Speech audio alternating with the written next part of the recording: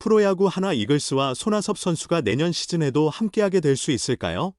손아섭은 K리그 통산 2169경기에서 타율 0.319, 8205타수 2618안타, 182홈런 1086타점 1400득점 232도루 5패스 841을 기록한 베테랑 외야수입니다. KBO 리그 역대 최다 안타 1위 자리를 지키고 있으며 사상 최초의 3000안타 달성에 도전 중입니다.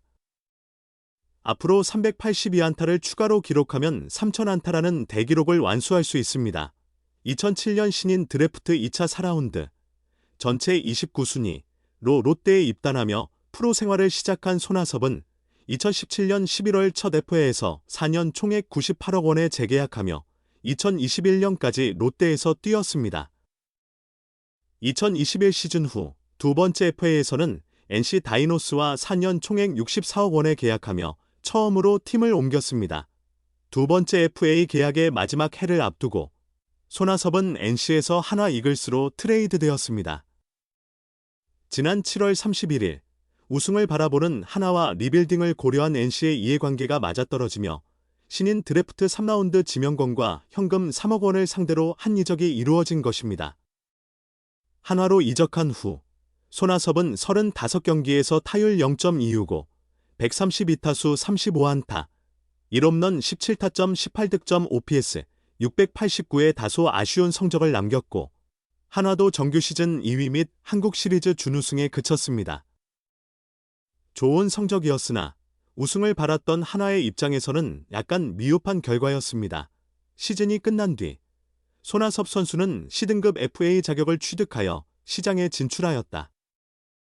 보상 선수 없이 전년도 연봉의 150%인 7억 5천만 원의 FA 보상금만 지불하면 그를 영입할 수 있음에도 예상과 달리 시장의 반응은 차가웠다. 원소속팀인 한화를 제외하고는 그에게 큰 관심을 표명하는 구단이 없었으며 한화 또한 손아섭보다는 노시환과의 재계약 체결에 주력하고 있는 형편이었다. 한화의 손혁단장은 최근 구단 유튜브 다큐멘터리에 출연하여 여러 팀에 중견수가 필요한 팀은 대략 5군데는 제의를 해본 것 같습니다. 거의 모든 구단을 대상으로라고 말하며 중견수 보강을 위해 분주히 움직였던 때를 떠올렸다. 그리고 그 과정에서 모두 1라운드 지명 선수의 이름이 오갔습니다. 라고 덧붙여 실제 트레이드가 이루어지지 못한 배경을 설명하였다. 그중 손아섭 선수 이야기가 서로 맞아떨어졌다. 고 전한 손혁단장은 제가 괜찮다고 생각했던 점은 무엇보다 기본적인 타격 능력을 갖춘 선수라는 것이 첫 번째 이유입니다. 두 번째는 항상 최선을 다하는 선수라는 점이었습니다. 그 자세는 정말 우리 팀에 와서도 다른 선수들에게 귀감이 될 것입니다. 일찍 출근하여 훈련하는 루틴 같은 것은 젊은 선수들이 따라하는 모습을 종종 보았습니다. 라고 말하며 손아섭이 줄 수 있는 긍정적인 영향을 강조했다. 실제로 손아섭은 같은 부산 출신인 노시환에게 많은 좋은 영향을 주었으며 노시환이 시즌 후반기에 기량을 끌어올리는 데 힘을 실어주었다. 그 결실로 한화는 시즌 막판까지 우승 경쟁을 펼치는 데 중요한 동력을 얻을 수 있었다. 이런 긍정적인 평가와는 다르게 한화는 손아섭과 재계약 여부를 두고 고심하고 있습니다. 올겨울 스토브리그에서 자유계약 최대여인 강백호를 4년 100억 원에 영입했고 외국인 타자를 루이스 리베라토에서 요나단 페라자로 교체하며 수비 측면에서 단점이 생겨났기 때문입니다.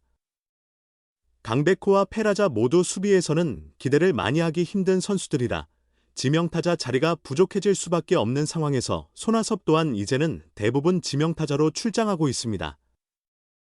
현재 한화의 구성으로는 손아섭을 명확히 배치하기 어려워진 것도 사실입니다. 한화는 내부 자유계약 선수인 김범수와의 협상도 지연되고 있습니다. 핵심 좌완 불펜 투수인 김범수와의 계약 진행이 원활하지 않은 현실에서 손아섭과의 협상도 빠른 진전을 보이기는 쉽지 않습니다. 추운 겨울을 보내고 있는 손아섭이 연말을 넘기기 전에 새 소속팀을 찾고 따뜻한 마음으로 2026년을 맞이할 수 있을지 많은 관심이 모아지고 있습니다.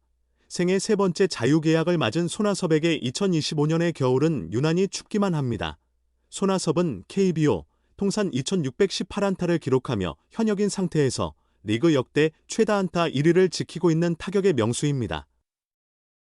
2007년 롯데 자이언츠에서 첫 1군 무대를 밟은 이후 2010년부터 14년 연속 100안타 기록을 세웠고 8년 연속 150안타는 손아섭이 유일합니다.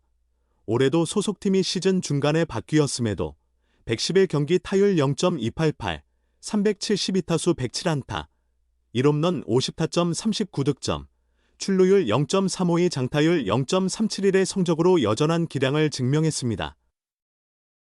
시즌 후 세 번째 자유계약 자격을 행사했으나 2025년을 이제 사흘 앞둔 지금까지도 KBO 최다 안타 기록자에게 뚜렷한 소식이 전해지지 않고 있습니다. 비슷하거나 오히려 더 불리한 조건의 베테랑 FA 선수들이 잇따라 소속팀을 찾는 상황과는 뚜렷한 대비를 이룬다. 먼저 한 시즌 선배인 김현수가 3년 50억 원 완전 보장 계약으로 KT 위즈 합류를 확정지었다. 그 뒤를 이어 최고령 선수인 최영우가 2년 최대 총액 26억 원에 친정 삼성 라이온즈로의 복귀를 확정했다. 어려움이 예상되었던 베테랑 포수 강민호조차 28일 2년 최대 20억 원의 조건으로 삼성 잔류에 합의했다. 강민호 또한 그날 다른 많은 나이와 백업 포수 자원이 포진해 있어 협상이 순탄치 않았다.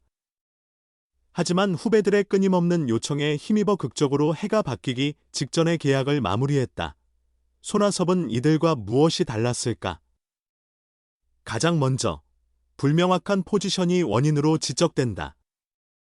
손아섭은 2022년 NC 다이노스에서 우익수로 894 3분의 2이닝을 소화한 이래 실질적으로 지명타자로 자리 잡았다.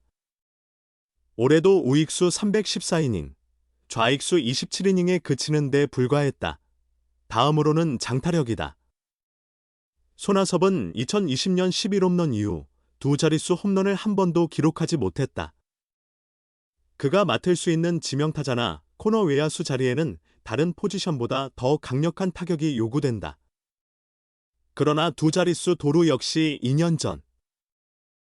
장타율 5할은 7년 전이 마지막인 그에게서 그 이상의 공격력을 기대하기는 쉽지 않다. 최근 젊은 선수 육성을 중시하는 흐름 또한 손아섭에게는 불리하게 작용합니다. 나이가 많은 베테랑들에게 주로 할당되던 지명타자 자리는 이제 타격 재능이 돋보이는 유망주들이 1군에 빨리 적응하도록 돕는 역할을 하고 있습니다. 수비 부담이 비교적 적은 코너 외야수 자리 역시 마찬가지로 KBO 각 구단들은 이 포지션에 키울 만한 젊은 선수들을 우선적으로 기용하고 있습니다. 한화에 잔류하는 것도 만만치 않은 상황입니다. 한화는 젊은 지명타자 강백호를 4년 100억 원에 데려왔고 타격 효과를 극대화하기 위해 코너 외야수 요나단 페라자를 외국인 타자로 다시 영입했습니다. 거기에 문현빈까지 올해 안정적인 활약을 보이며 자리를 잡아 손아섭이 절실히 필요하지는 않은 상태입니다. 보상 선수가 필요 없는 시등급인 점 역시 크게 매력적이지 않은 상황으로 보입니다. 타팀은 올해 그의 연봉 5억 원의 150%인 7억 5천만 원만 한화에 지급하면 됩니다. 예전에는 손아섭처럼 탁월한 워크애식과 후배들에게 본보기가 되는 시등급 베테랑 선수가 새 팀을 찾는 게 어렵지 않았습니다. 그러나 변화한 트렌드 속에서 이미 영입할 만한 구단들은 자리를 꽉 채운 상태라 손아섭 또한 쉽사리 거처를 정하지 못하고 있습니다.